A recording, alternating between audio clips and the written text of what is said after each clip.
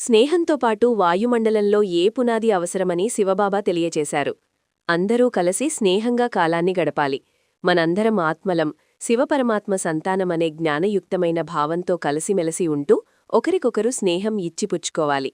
ఈ భావనా తరంగాలు మన స్థూల కంటికి కనపడకుండానే గాలిలో ఉన్న అణువులలో చేరిపోతాయి.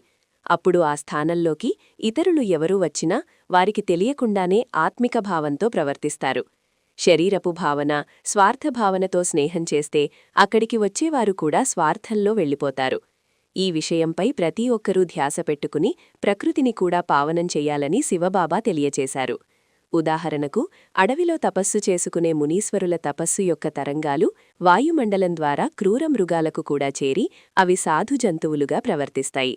కాబట్టి ఇంటి వాతావరణమైనా, పవిత్ర స్థానాలైనా, గుడులైనా, విభిన్న మతాలలో ఆధ్యాత్మిక స్థానాలైనా, రాజకీయ భవనాలైనా పైన తెలిపిన ఈ ఒక్క సూత్రం ద్వారా పావనం చేసుకోవచ్చునని శివబాబా తెలియజేస్తున్నారు.